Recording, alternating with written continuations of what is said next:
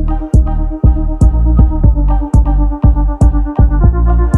right, we're back. Good afternoon and welcome back to Launchpad TV, And Lifestyle Business here in Wrightsville Beach, North Carolina, the new temporary studio.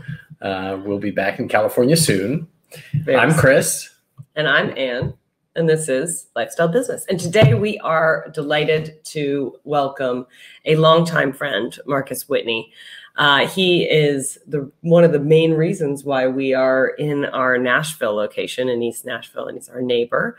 And if you want to learn how to move past your entrepreneurial fears and find your path to claiming your creative power, there is no better expert than Marcus to help you find your way. So Jay, stay tuned. But first, everyone catch the debate on Tuesday. Yeah. We're going to do some debate talk. It was interesting. Yeah. I mean, the debate just capped off a multi-week experience. I mean, I'm wondering if there's going to be a few less Trump flags, maybe not less Trump voters, but maybe less Trump flags out. I mean, he was literally a schoolyard bully. He was indeed. Yeah. But we are not here to talk just about the debate. We could talk all day. We could talk all That's day. not what this show is about. It's not about that. It's not about politics. It's about people coming together, communities, diverse communities focused on exciting things. Just a second. I'm getting a production note. Oh. Don't hit the desk is what it was. I mean, it could have. If everybody sees the camera going like this, it might have been easier to have just said, I think maybe you just okay. Sorry. This is going great. Yeah. But all right, you got a story to tell. We had a story to tell. Something obviously, lots of conversations happening online and in real life around the debates and just what a crazy town that was. But it's been interesting over the last few weeks. We've been having lots of conversations around politics and people with different perspectives. And I think one of the key things is something that Marcus is going to talk about is,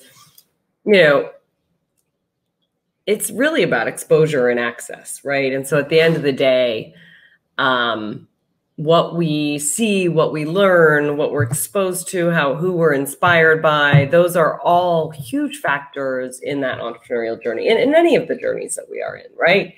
And whether it's discovering a great dish or figuring out who you're going to vote for.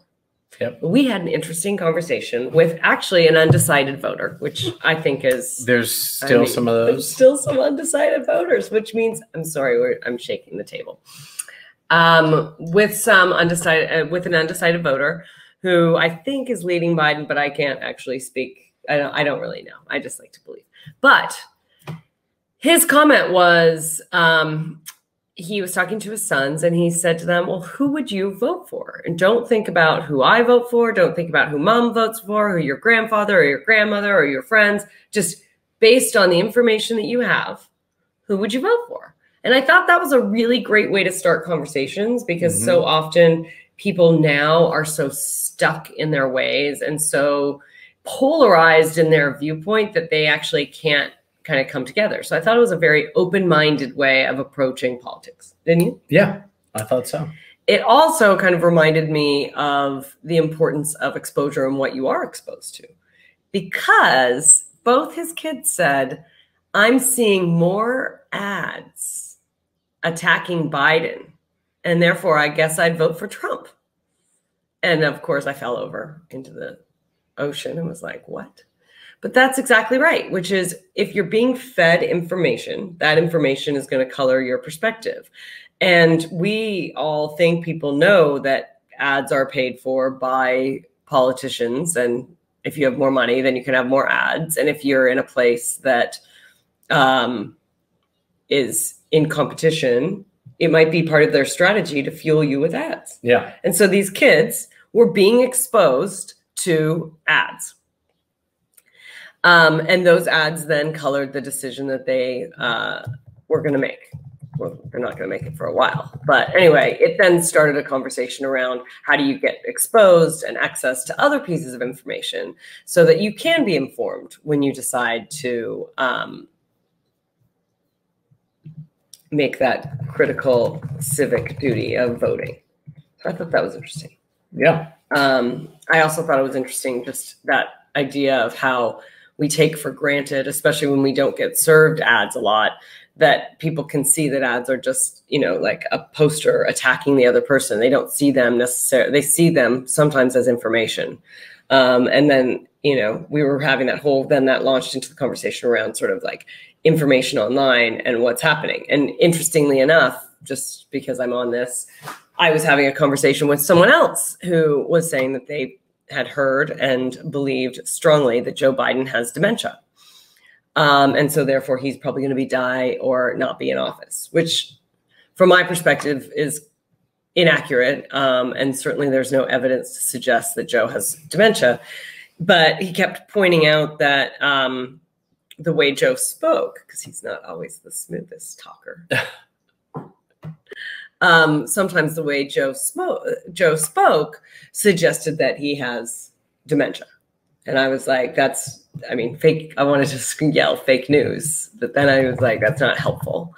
And then what I learned today, which I thought was really interesting, and I don't know if you knew this, but Joe overcame a stutter.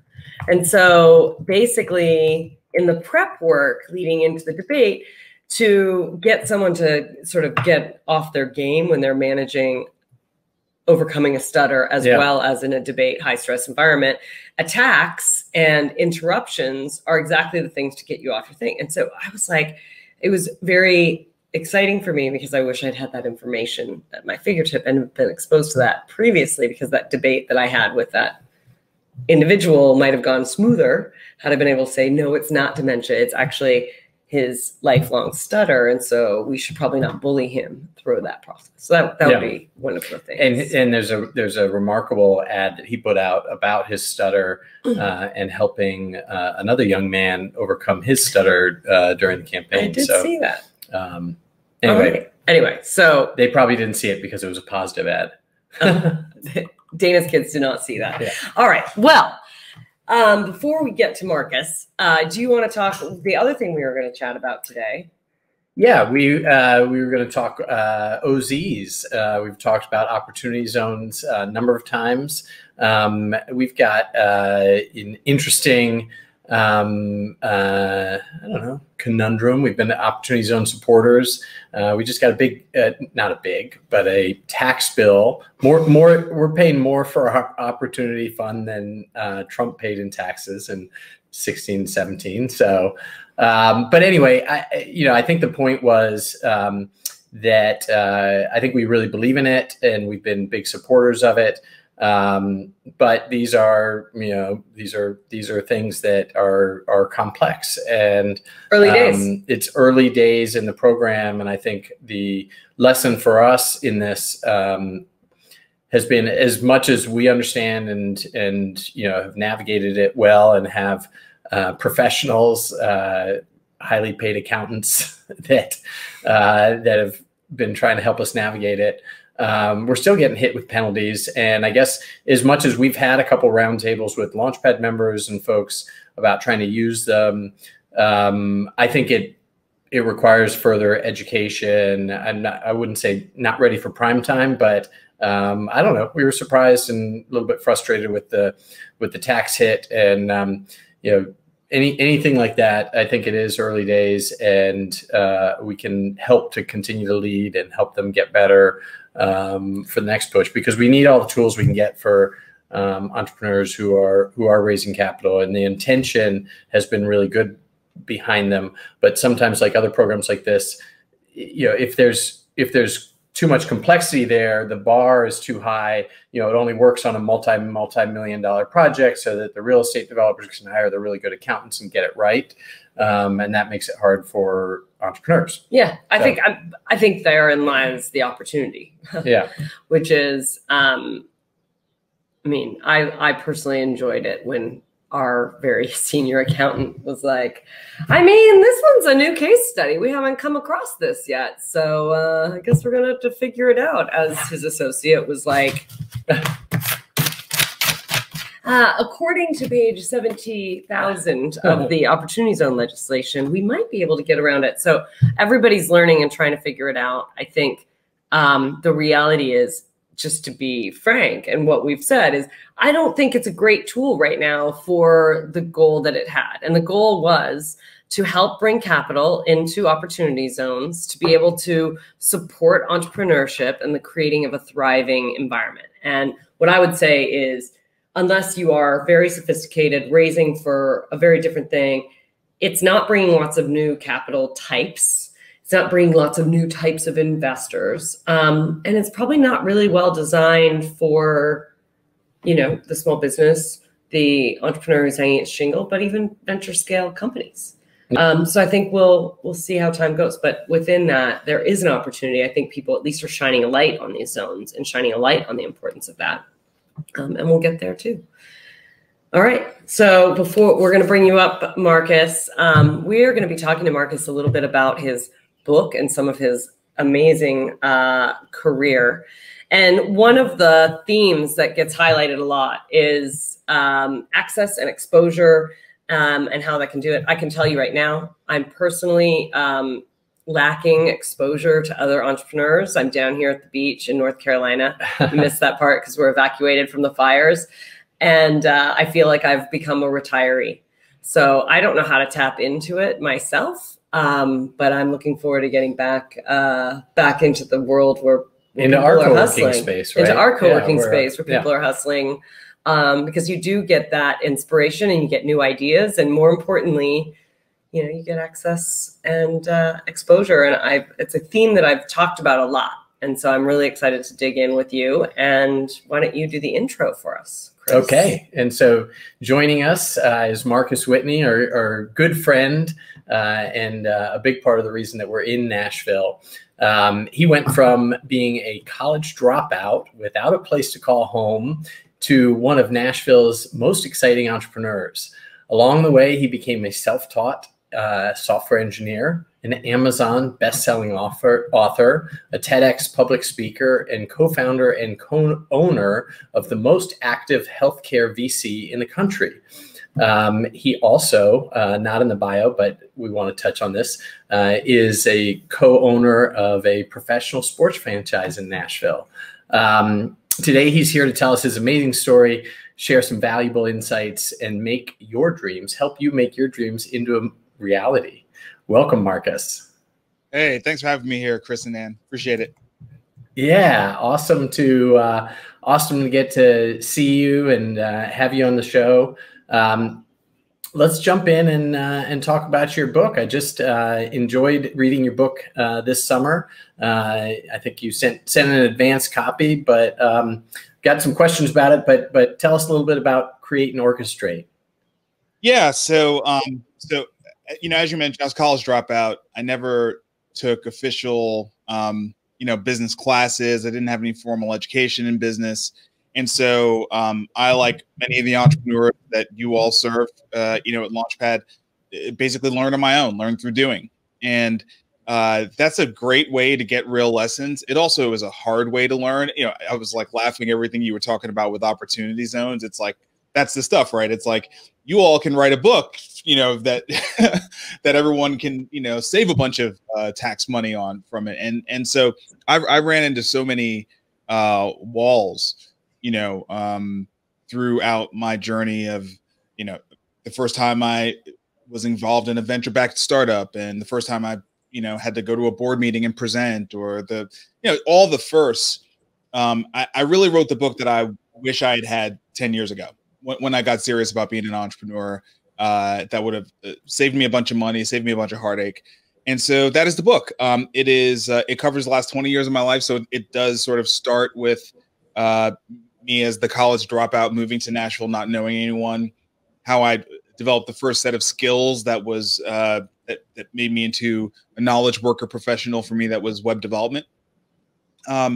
how I got into a startup, and that exposed me to the world of entrepreneurship and leadership, and then launching out on my own in 2007, and my entire entrepreneurial journey that has covered a variety of different industries, obviously marketing, technology, but also healthcare, pro sports, and venture capital. So that's the book. And yeah, I'm happy it's done and ready to, get it out to the world. Yeah. You're happy it's done. I bet that's consumed a lot of your last few months or years. What was your process? So it took 5 years. It took 5 years to write. And I would say the first 3 years were me figuring out just how far I had to go to become an author. Some people like sit down and say, okay, they're gonna write a book, and they like knock it out in a matter of months. And either those are people who are incredibly skilled as writers, or they are people who don't really care that much about the end product. I wrote probably 100,000 words and threw away most of them because I would go back through and read it and be like, this is garbage, and I knew it was going to be my first book, but I really do care about the people who read this book, especially aspiring and first time entrepreneurs. And so I wanted it to be a good book. I wanted to be a book that would actually engage them, where the concepts were accessible, where it was comprehensive. So it wouldn't like tell them every single thing they need to know, but like 80% of it, I wanted it to be in this book. And that took a while. It took a while for me to understand how to become a good writer. And so that was probably 3 years of it. And then at about the 3-year mark, I then realized, oh, there's still some things I don't quite know. There's still some experiences that I'm in the middle of right now that, specifically like the pro sports stuff. And we had just raised our first Series A fund. And, I was learning some things about venture capital for the first time that I wasn't fully clear on. And so there were some experiences that I had yet to fully live into and live through. And so I did a lot of like newsletter writing and blog posting and stuff like that while I was developing that body of experience. And then I finished writing the book December of 2019. And then it took me from January of 2020 until June to actually get the book out. I self-published. I worked with a company called Scribe Media, which, in 2020, if you can get a book publisher, that's awesome. But like for me, I just think that I spent so much time and so much energy writing this book, and so much of my intellectual property is in this book. Like the idea of signing over the rights to it is absolutely crazy. And so, self-publishing is an amazing option that just wasn't even reasonable 20 years ago. And now it's the internet and technology has really empowered people to do that. But it is still really difficult to do that and get it out to the world. This book cover, right? Like you need like professional, well, I got the light kind of on it, but you need like professional book cover designers, not like web designers. You need book cover designers to do your book cover, and you need real editors, and you need people who know the distribution process and the chains and how to work with Amazon and all that kind of crazy stuff. And so Scribe was incredible for that entire process. I loved working with them. And there are other firms out there, but I worked with them and it was great. It was worth it. And so, yeah, that took 6 months of working with them to get my manuscript into a book and getting a marketing campaign together. And it was great. We had a great launch. It was an Amazon bestseller. One thing I'll say about that was I had spent the last 5 years also building an audience, not a massive audience, but certainly several thousands of people that when it was time to launch, I could activate those people. And I've talked to people who they write a book and they haven't built the audience first. And I won't say that that's a bad path to go on, but it's hard to get the bestseller if you don't already have the audience. It's like, you got to have your own people, your own legion kind of, they're ready to support you when you do the drop. So. Right on. Cool. Interesting. Good insight. Interesting that that Anne's asking specifically about the process. We've been thinking about it ourselves a little bit. I do, though, imagine that. I think it's interesting, as you say, that it's a 5-year journey. It's like two things, right? Which is, one, you're constantly changing over that time.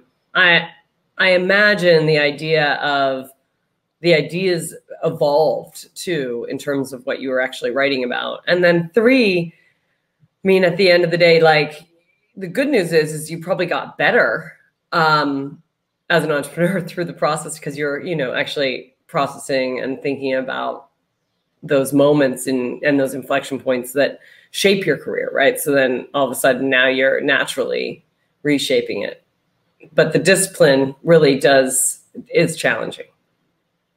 Yes to everything you just said, right? So like now that the book is done, I look at it and I'm like, I don't know what made me think I could have written this book 5 years ago.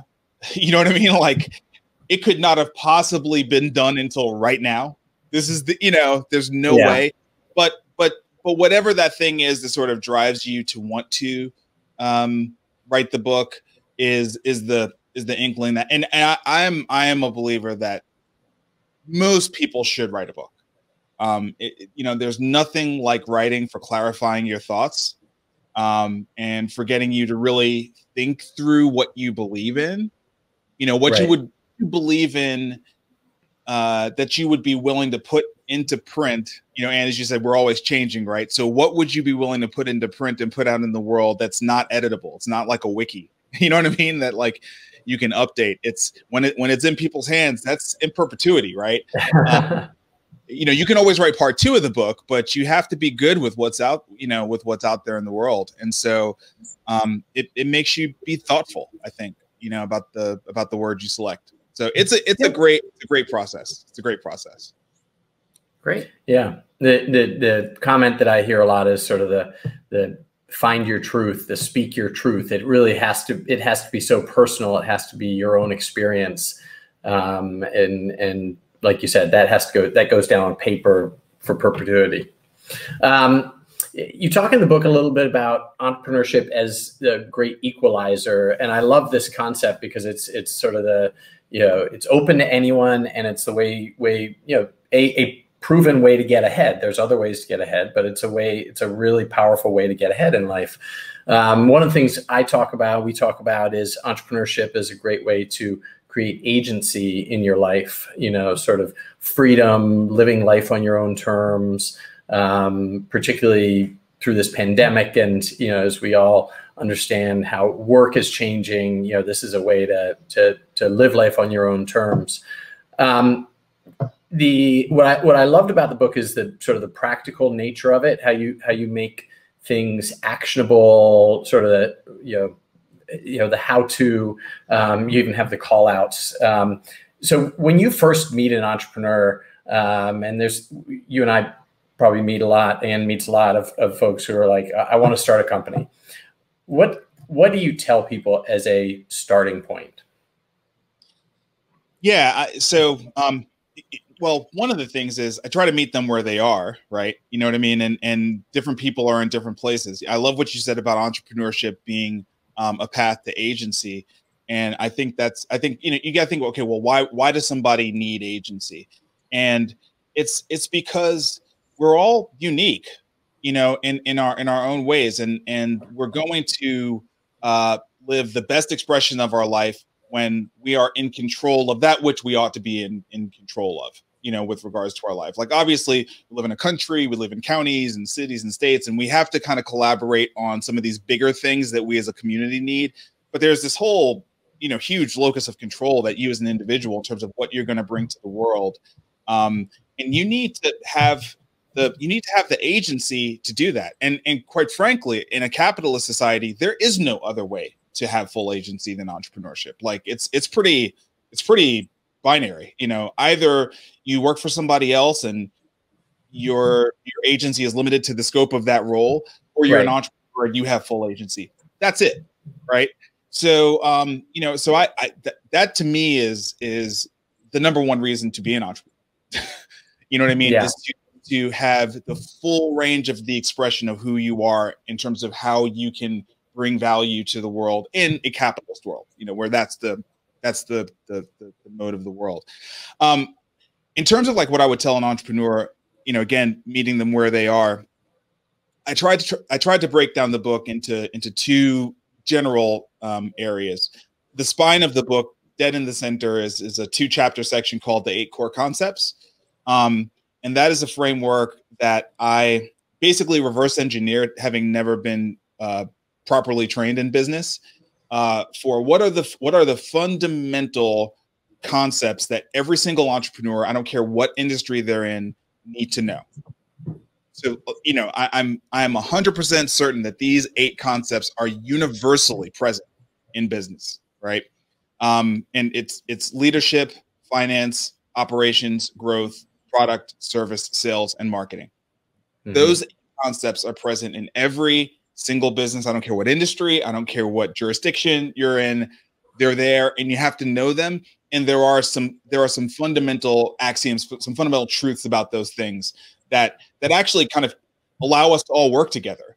You know what I mean? Right. And like allow businesses to work with the, with the state bodies, and allow us to work with our service providers, and allow us to work with our employees, and allow us to serve our customers. There's some social contracts in there, right, and they're aligned essentially around those 8 concepts. So that's the spine of the book, and this is the part that you get to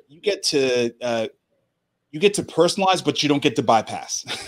And the rest of it was all like, here are lessons that I learned that have now become principles for the way that I think about business and the way that I approach business, that were quite frankly kind of counterintuitive. Things about partnership, and how difficult partnership can be. Try being married to them.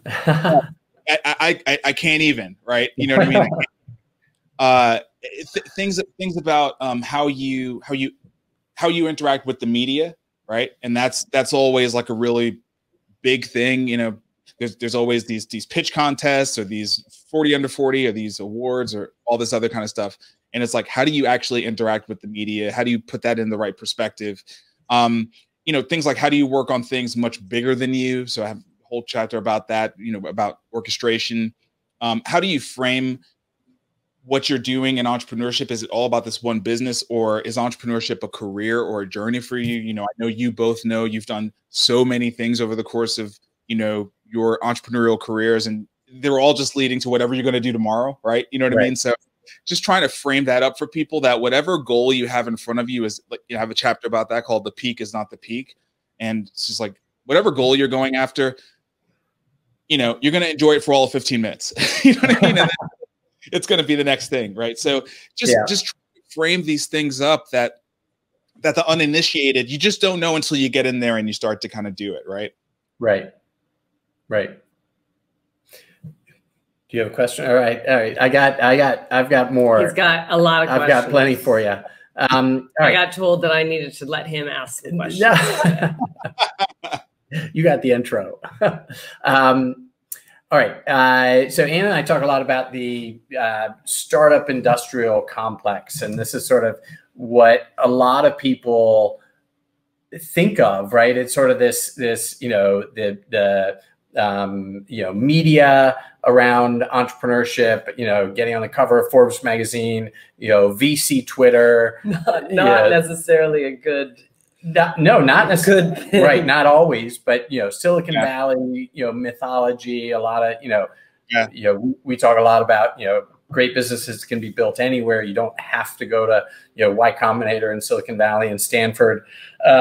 But, part of this is, a lot of that also is, you're generally coming, if you're getting into that world, you're often coming into that world from a position of privilege, right? You went to Stanford to begin with, and what I found really inspiring about your book is, it's very sort of, consumable for anyone, and it casts a wide net. And I think that is, that's probably one of the most important things that I know you care about and we care about is, access to this path, right? To this journey.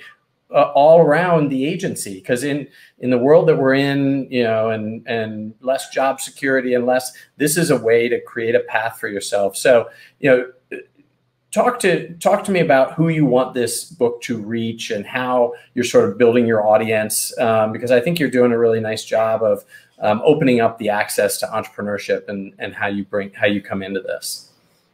Thanks. You know, in the very first chapter, I try to make the case for the book, and that case is that entrepreneurship is replacing education as the great equalizer, right? So it was really sort of the narrative of the 20th century that education was the great equalizer. That was, you know, a famous quote from Horace Mann, and you know, that was true. But what's really important is to be able to track evolutions in our economy, right? And education was an equalizer because the economy was designed around it, right? The economy was designed around the matriculation of people through higher education to be trained in very specific things to fit into, you know, spots held for them in the economy, right? And what's really interesting about the startup industrial complex that you talked about is it is so true. There's so much distraction in it. And at the very same time, it has changed the world, right? You know, so, and both things are true. Both things are true. You have to be really, really careful to not get caught up in the distractions of it. And at the same time, don't be so dismissive of it that you don't respect how powerful it is. Right. In 2007, which is a pretty important year for me on a bunch of fronts. When I left Emma Email Marketing as a technologist to become an entrepreneur, the real catalyst, beyond just this feeling in me that I wanted to go out on my own, the real catalyst for me was that I attended South by Southwest in 2007. And that was before South by Southwest had tens of thousands of people. You know, there were probably less than 2,000 people there. Okay, but that group of people, it was Gary Vaynerchuk, Mark Zuckerberg, Matt Mullenweg, Baratunde Thurston, Chris Brogan. You know, like it was the people, right? Yeah. There, and but nobody was that big a deal yet. Okay. Why? Because it was 2007, which is only 13 years ago. That's right. But Twitter basically launched at that event. And the iPhone came out 4 months later. Right? And cloud computing wasn't a thing yet. 13 years ago. Like, yeah. Those three things run the world today. Twitter, the iPhone, and cloud computing run the world 13 years later. That's right. And so it's like I want people to have the language to be able to jump into this conversation, because the beautiful thing about this conversation is you don't have to have Stanford credentials for it, right? And thank God we have a yes, there is a very powerful, consolidated startup industrial complex that lives primarily in Silicon Valley and then has other satellites in Silicon Alley and Silicon Beach, right? But thank God we have Launchpad and Rise of the Rest and entrepreneur centers all over the country and micro VCs and now rolling funds. And, thank God we have distribution and diffusion of this thing, helping to get it out to other people, and then broadband access, right? Right.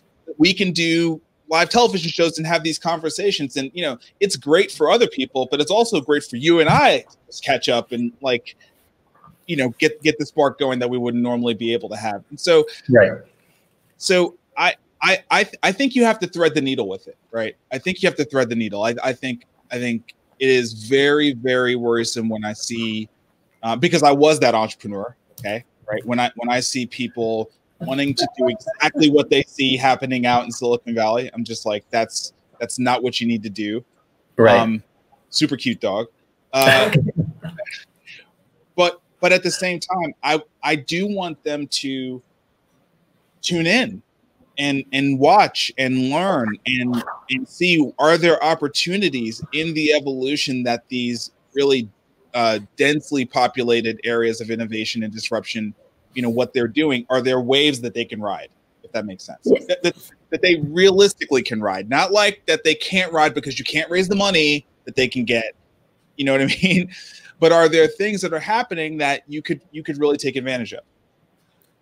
And I think that's very fair. And I think the other interesting side is that, like, in early adoption phases, right, we saw tectonic shifts that happened so fast, and it was transformative in terms of big tech infrastructure that then made possible what I would call sort of like that this next wave around, you don't need to be solving the most complex tech problems to be doing amazing, interesting, inspiring, competitively changing businesses. And so where we saw big tech start, and then all of a sudden you have these industries that are all ripe for innovation and change. I mean, healthcare is a perfect example.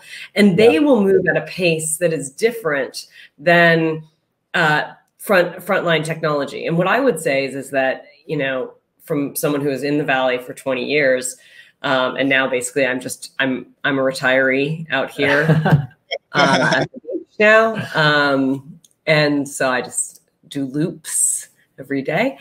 But, one of the things that had at a certain time was it housed the nexus, certainly of power, but of ideas, right? And then they spawn ideas. And as also someone who has worked for many companies who have gone out of business, and, have spent hundreds of millions of dollars, the privilege of doing that, you look at it, those are the bad sides of it, but it sparked the movement. And then what happened, and this is very natural too, is that now no longer, I think Silicon Valley doesn't always have to be the nexus. I think what it's, 10 years, 15 years later, we're starting to see that education, that need to move to another lifestyle city, that access point, that those experiences, now the bar has been raised for everyone and everyone's seeking that new bar, right? And so I think that's really exciting. It's like, I like the way you're saying we want to incite and inspire people in cities all across the country and give those opportunities of access to entrepreneurship everywhere. And you don't have to be in the Valley anymore. But I think looking back and saying, wow, like that was the sort of thing and energy that we needed to change industries. And you're exactly right. When I first started doing technology products, we had to have physical servers in every individual retailer that was and then 100% uptime failover. So it was like, you wanted to buy a piece of little software and then you had to host it for $2 million, right? And you're like, that's just stupid. And then I remember sort of 5 years later that the reality is all enterprise technology it wasn't better. It just meant that you actually had lawyers draft a custom contract for the same damn piece of technology, right? And then you have, so we've just seen these massive shifts, which is so cool. And it just means that the environment now, even more than 5 years ago when you started writing the book, right? The environment now is actually just so much more prepared for entrepreneurship to actually thrive. You don't have to do what was traditionally an entrepreneur's activity. Now there's just so many things you can do. And in fact, coronavirus has helped us realize that we can do that from wherever. And that's going to be a very powerful shaping tool in a positive way for us as we go forward. Yeah, I completely agree. I was that head of technology at a company that, thought I was getting in the software business and found out I was really in the data server business, and, constantly installing blades and naming every server I had. And you know what I mean? All these ridiculous things. I actually would be interested in asking you both this question, as catalysts for entrepreneurs through Launchpad and, across the country.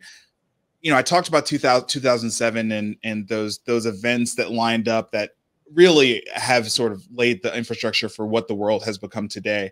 Yeah. I am getting the feeling in 2020, and I know part of it is pandemic has shifted everything, but there are some waves that I can talk about, and they won't sound as intense as the things we just talked about, but there are some waves of innovation that feel like they have the same absolute disruptive potential that are coming, that have hit this year, that I have not felt since 2007. And I'm just wondering, like, do you, so like things like how far no code has come. Yeah. Like no code was something we talked about, but it is full on real now, and as a VC, that fundamentally changes so many things. It's like, it changes what I thought the makeup of a team needed to look like. Right. Right. Right. Like now you're like, go to market matters more than tech stack. Right. Exactly. Because bubble, you know what I mean? It's like, God, I should have a job now. It's pretty crazy though, right? Sure. And another one is like is like, I think we are really seeing the unraveling of media right now. I mean, oh yeah. Back and like, oh my God, so, and StreamYard, it just feels like this is it. It's over. You know what I mean? There's no way that a big media brand at this point, like, this was the last step, was the creators needed the tools, and they needed to be so simple that there was basically zero overhead to use them. And now that we're here, it's like, I can run my own, like, I can have my own Facebook ad account. I can have my own Google ad account. I can have my own affiliate marketing account. I can manage my own sponsorships. Why the heck would I need to work for some stupid brand that doesn't align with what I believe in? I can be my own media company, have a much smaller audience, make just as much money, and control my time and my schedule, and be so much happier. Like that, it feels like we're there. Like, that's it. Yeah. Over. I mean, I think you're absolutely right. And I think, from a, VC perspective and an investing perspective, you always, like, tools are the best thing to invest in, right? Developer tools, it's the whole, pickaxes during a gold rush thing, right? So that's sort of the VC high growth hat. But these are tools for creators and entrepreneurs. These are tools that equip people to make a living. And I think one of the things that we're very focused on is, in fact, the name of the show is Lifestyle Business, because we want to sort of reclaim, sometimes you get the, snooty, oh, that's a lifestyle business, I look down my nose, that won't work. We sort of want to reclaim, hey, being an entrepreneur is being an entrepreneur. It's about agency. So running a lifestyle business, if you're making a living and you make a great living and you're living the way you want, where you want, doing what you want, building your audience, whether it's, media, whether it's podcasting, whether it's, a Shopify account and you're selling something cool that you're making, I think that's where we are right now. Like, that is happening.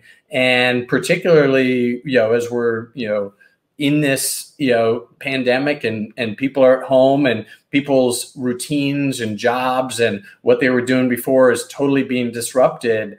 We're not going back. I think, to your point about 2007, we're in a very interesting time, because the people that will come out of this are the people that are laying the groundwork right now and adopting these tools, figuring out no code, doing this stuff, and building their own brand, building their own audience. Well, and I think the reality is that we've had this, I mean, this is the ongoing conversation, but access to being an entrepreneur, access to VC. We were talking about a woman who is a Launchpad member who raised $1 million. She's one of only 35 Black women in the United States who have raised more than $1 million, right? Yeah. Access to VC is just, the decks are stacked against everyone. It is a very, very, very tiny part of the population that's going to get access to great VCs, let alone like terrible, shitty VCs that are going to take advantage of you. So this whole notion that venture capital is like the best thing that we could ever do, and yet at the same time, a lifestyle business, access to entrepreneurship, you don't have to always be at the pinnacle to be doing something great. And it's a lot easier to give access to people through tools like no code, to be more focused on how you're actually building your audience, how you're selling your product, how you're getting in front of other people. To me, that you're right. It is this massive shift in perspective, that it's going to be the person who's the entrepreneur, who's the leader, who's the business owner, who's driving success. And lifestyle business is not the worst thing you could do. In fact, we had a VC that we were pitching, and he looked at us and he was like, I mean, why do you even want that? And I was like, because of course I want. Oh, wait, maybe like, we gotta. Then you have to go out and be like WeWork. You have to be like, don't you actually want to have impact and run really company? Cool spaces and actually engage with the entrepreneurs and know who they are? Or do you want to like worry about whether or not you're optimizing for your janitor bill? Yeah, I don't think yeah, I mean when I look at the future world, it feels like I wouldn't say this is true for Amazon, but I would say this is really true for Facebook. It may be true for LinkedIn. You know, we've learned our lessons now about how these networks work, you know, and who actually accrues the value. Mm-hmm. And, you know, with the exception of Twitter, you know, Twitter is the one network that still like provides more value than it takes. You know, its ad business is not that big. You know, it's Twitter is, you know, for whatever you want to say about it, it is not in the same class as Facebook. You know, right. You know, Facebook, you know, really we've learned a lot now. You know, we've gone through this full cycle and we sort of understand, and you know, anyone who's tried to build a business on there has a story about it. You know, right. I don't care if you know, this is everything from, you know, the mom and pop all the way to Zynga, right? Like they've screwed us all, you know? So it's like, you know, why would you want to do that? You know, if you're a seller, I mean, there's a reason why Shopify's market cap is what it is. You know, seemingly out of nowhere, but they've been around for over a decade, right? You know, they've been hustling and working at it. But it's like we've all realized we need our own databases, we need our own fan bases, we need our own customers, we need our own relationship, our own channels to them. We need to see the money the whole way through. We don't need these whack-ass intermediaries. And at the same time, it's impossible to do that and also write all the code. Right. Ning was just 10 years too early. Totally, you know? So yeah, I mean, I think that we I think we're at the beginning. And I do think it's the beginning. I really do think it's the beginning, but I think we're at the beginning of another really incredibly disruptive wave. That I'm not sure, because of demographics, you know, specifically the millennials are really, you know, the millennials have not gotten a break. And I think, you know, between 2008, 2009, and now this, and I think they are really going to have a very different philosophy that, you know, because we've failed them. Bottom line. Thank God they're going to save us. Yeah, exactly. We failed them, and so they're going to save themselves. And either we're going to ride with them or not. But let me tell you, they're not going to care about saving us. You know, they're going to be like, listen, you guys have just made a complete mess of this. And so hand it over. And I'm super excited about that day, you know. Yeah.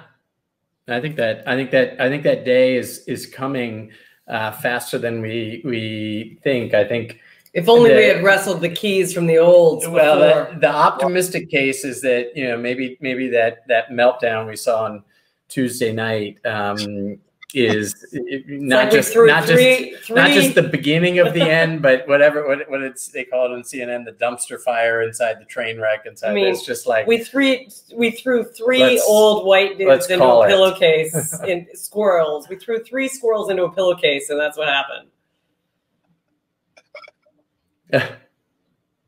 Anyway. Okay.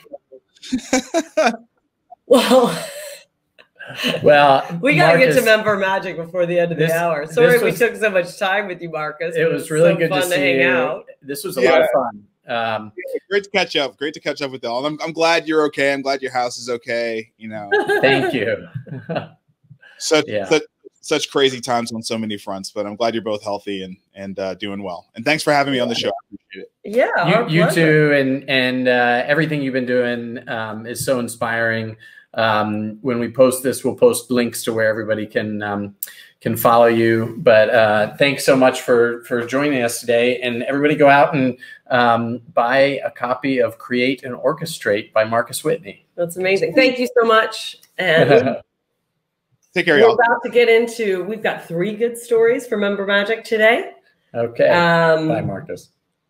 And why don't you kick us off with something out of Newark? All right. Well, out of Newark, we're excited to welcome Yendor Productions into Launchpad Newark. Yendor is a boutique arts organization created to address the need for integrated public art in the city of Newark.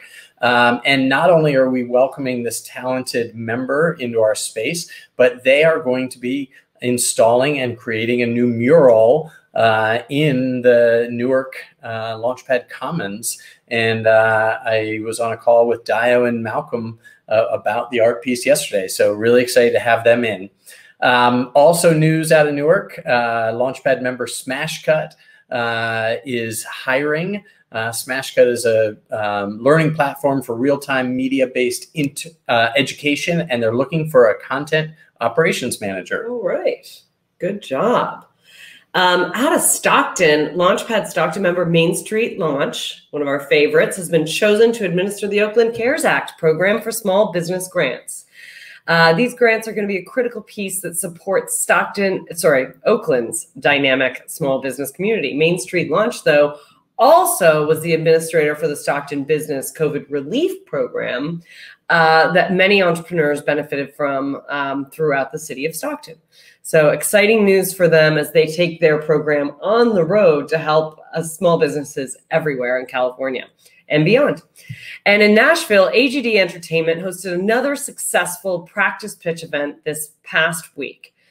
AGD is an artist management group out of Nashville, and they're one of our great members in our Nashville location. And 2 artists were given the chance to pitch their work to festival directors for the Millport Country Music Festival live for feedback. You can catch up on what that was at Practice the Pitch. That's a pretty good domain name. That's I know, right? They scored that. Yeah. I mean, that is tight. Talk about the complex of startups. Would be dying for that. Yeah. Nonetheless, congratulations to AGD. All right. Well, good. Well, that was a great episode. Super fun to be back here in season 3 on our Thursday slot. We like it. Awesome to have Marcus on the show. Really you noticing our nautical theme again today? Are you red, white, and blue? Don't they look like little ships? Yeah, they look like sort of Valentine's theme. Thanks. It's Rent the Runway. Do you get an affiliate code for that or anything? I do have an affiliate code. If anyone's interested, I'm happy to share. All right. Well, if you're still watching at this point, we're brought to you this week by Rent the Runway and Anne's affiliate marketing deal. And you probably work for us. Yeah. All right. Well, we will be back next Thursday. And thank you very much for tuning in this week. And so long, folks. And also, thanks to our special guest star, Hazel. All right. Take care.